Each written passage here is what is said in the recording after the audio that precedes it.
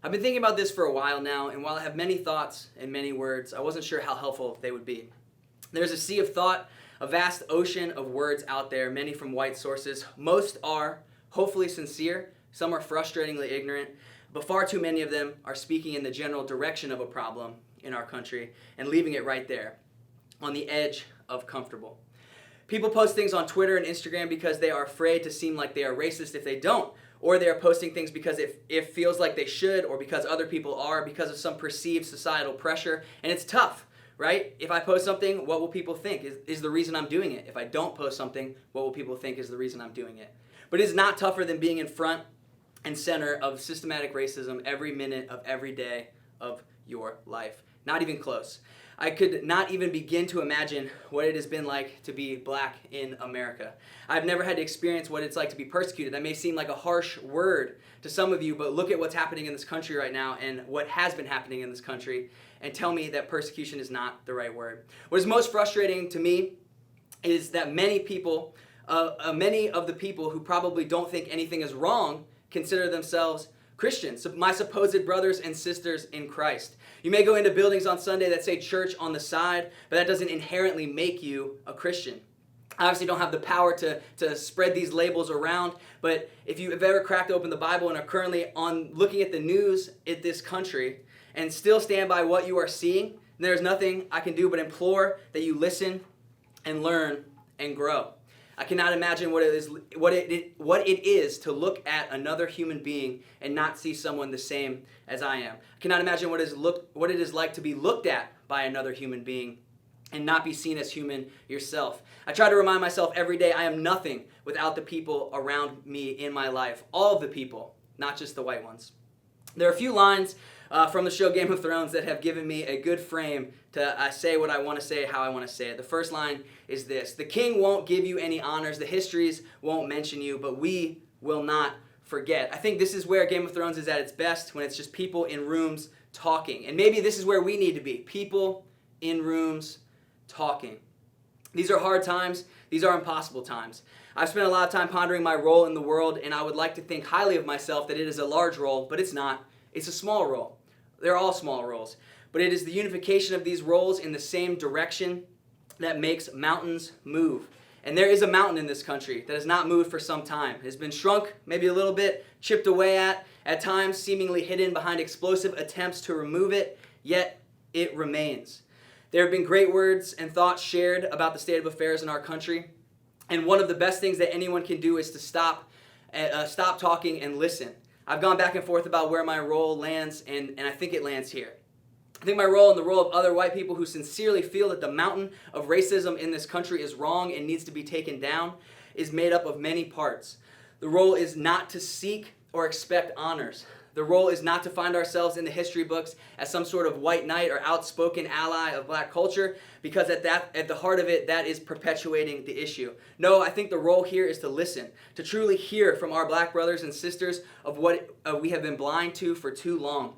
The role is to speak, not in broad generalities or Instagram posts, but to speak from within our spheres of influence, to call out racism when we see it, the large blatant ways that we see it, and the small everyday ways that we are often too blind to see. It is okay to be enraged and upset, but we cannot be more enraged and more upset than someone who has experienced racism firsthand. It is not possible. Don't even try. The role is to donate to just causes and spread awareness now, but it is to not slowly slink back into our old way of life. Think of people who get mission trips high on the summers or after experiences from God, and they slowly let it fade in the midst of everyday life returning to normal.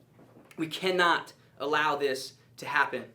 We are still in a pandemic. We are still in an open war for racial justice and equality, one that shouldn't have taken so long to reach levels of outrage we're seeing now, and one that, quite frankly, maybe shouldn't exist. Yet here we are. What we absolutely cannot allow to happen is to let these experiences fade.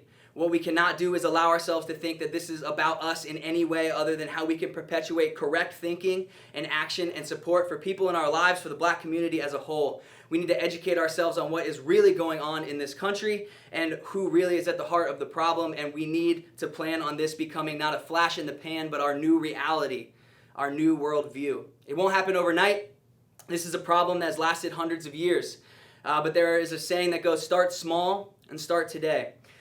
I would challenge us to start today, and while it may be in a small way in which you don't feel like it's having this huge, large change behind you, I would remind you that the change in the world, the change in our communities, the change in our families, change begets change, begets change, begets change. This must be a change we work on every minute of every day for the rest of our lives. The lives lost so far that we have seen all over the news and social media are tragic losses, but they are not the first lives lost to racism in the United States. Second phrase from Game of Thrones that kind of bookends this is Valar Morghulis, which means all men must die, but not like this, never like this. Those are just some of my thoughts, but to not look and see what the Bible has to say about this would be foolish. As we find ourselves asking, what are we to do as Christians, specifically talking to white Christians here? How are we supposed to love and support the black community? This is actually from a sermon I was going to give in the student services Sunday, the Sunday we went into quarantine. It's from Luke chapter 10, starting in verse 25. And it says, "And behold, a lawyer stood up to put him to the test, saying, 'Teacher, what shall I do to inherit eternal life?' He said to him, 'What is written in the law? How do you read it?' And he answered, 'You shall love the Lord your God with all your heart and with all your soul and with all your strength and with all your mind, and love your neighbor as yourself.' And he said to him, 'You have answered correctly. Do this, and you will live.'" Those two commandments that the lawyer puts out there, Jesus lays out in Matthew chapter 22 when he's asked, what are the greatest commandments? He lists those two. Love the Lord your God with all your heart, your soul, your mind, and love your neighbor as yourself. Okay, so now we get to the question, who is my neighbor? Something that the lawyer in this story was thinking about as well. Going on, verse 29, he says, "But he, desiring to justify himself, said to Jesus, 'Who is my neighbor?' Jesus replied, 'A man was going down from Jerusalem to Jericho, and he fell among robbers, who stripped him and beat him and departed, leaving him half dead. Now by chance a priest was going down that road, and when he saw him, he passed on the other side. So likewise a Levite, when he came to that place, saw him and passed by the other side. But a Samaritan, as he journeyed, came to where he was, and when he saw him, he had compassion. He went to him and bound up his wounds, pouring on oil and wine. Then he set him on his own animal, brought him to an inn, and took care of him. The next day he took out 2 denarii and gave them to the innkeeper, saying, 'Take care of him, and whatever more you spend, I will repay you when you come back.' Which of these 3 do you think proved to be a neighbor to the man who fell among the robbers?" He said, "The one who showed him mercy." Jesus replied, "You go and do likewise." So there's 3 things in this story that I think kind of give us a picture of where we should be, how we are to be good neighbors, not just good neighbors, gospel neighbors to the community around us, right? So the first thing is that we have a mandate to be gospel neighbors. You see that in verse 28 where Jesus says, "Do this and you will live." There's a mandate, there's a force of authority behind the setup to the parable of the Good Samaritan, which is his answer in parabolic form to how should I be a good neighbor, right? We have a mandate to meet the needs of people around you, whether they believe or not, whether they are like you or not. Jesus says, "Do this and you will live." What we want and what they were looking for here is a list of rules to check off, right? We want a list of things to say, I did this, I did this, I did this. I am good. I am a gospel neighbor. I am a good person, right? It's not going to be easy. That's not what we're going to get. It's not going to be comfortable to be a good neighbor, to be a gospel neighbor. But that is what we have a mandate to do. Second thing is the magnitude of what Jesus is saying, the weight of what Jesus is saying. We try to limit how neighborly we are.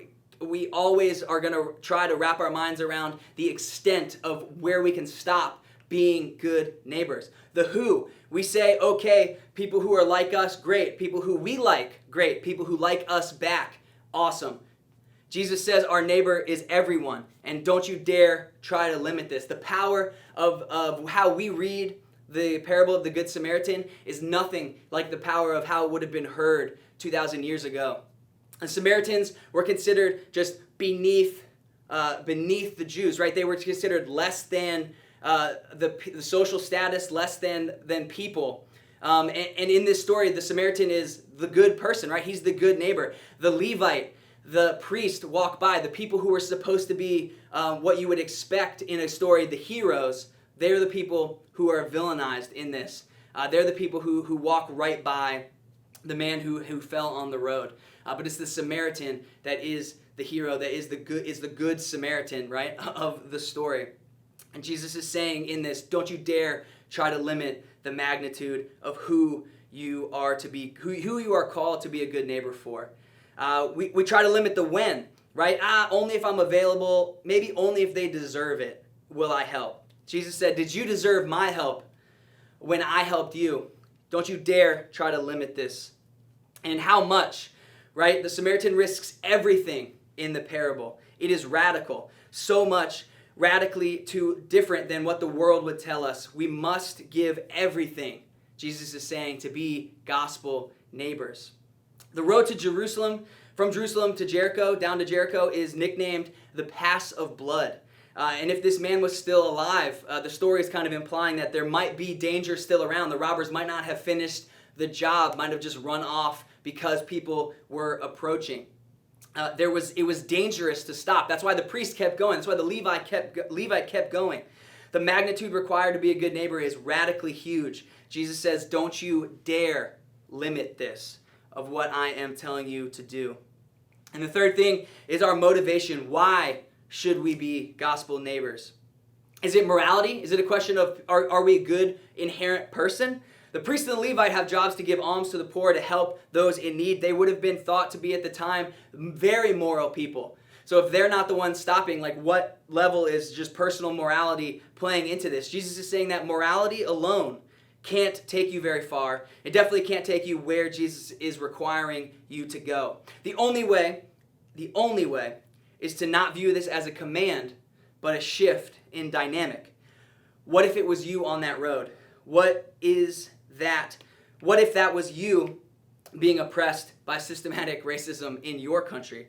We must accept that we have been saved by someone who didn't owe us anything. We can never be gospel neighbors until we accept that we have been radically gospel neighbored ourselves.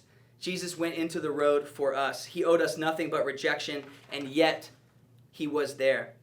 And then Jesus flips the question on the lawyer, right? Who is my neighbor? No, who was a neighbor to you?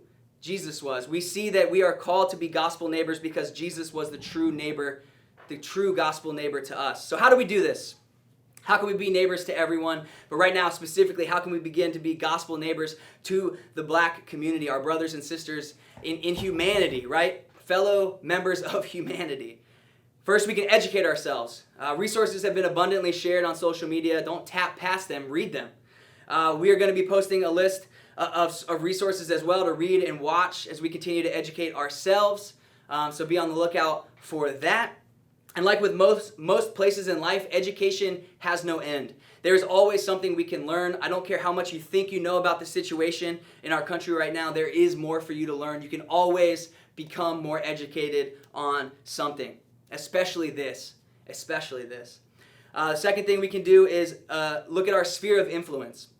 We've been studying in the book of James in our series up until now that it is not enough to know information. We have to put this information into action. We are not going to change the world in one swing or with one voice, but we all have what it's called a sphere of influence, where we can affect change in our communities, in our neighborhoods, in our homes. Like I said earlier, change begets change begets change. We start small, but we must start today within our spheres of influence. And the third thing is going to be get uncomfortable. Our country has been built on oppression. That's what systematic racism is. That means that we have all been taught either consciously or subconsciously that the status quo, the way that things are meant to be, is this way, right? Like, is the way that you've grown up. And this is a fallacy we must correct. To do this is going to mean leaving our comfortability behind. Racism lives in comfort. Injustice lives in comfort. Intolerance lives in comfort. We live in comfort. We need to get uncomfortable. If we want to see our country grow and heal, as a white person, we must leave the comfort of the status quo and be gospel neighbors to our brothers and sisters.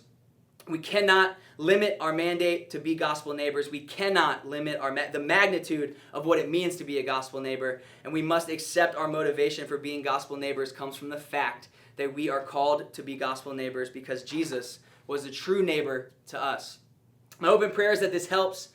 If you have any questions, please reach out to me or anyone else here on staff. We would love to talk and help you if we can. Keep a lookout for more ways to better educate ourselves and to act upon that education as we fulfill the calling to be gospel neighbors because it is biblical and because it is the right thing to do just as a member of humanity. All lives matter. All lives cannot matter until Black Lives Matter. It's that simple. Thanks for listening. Love you and hope to see you soon. Bye.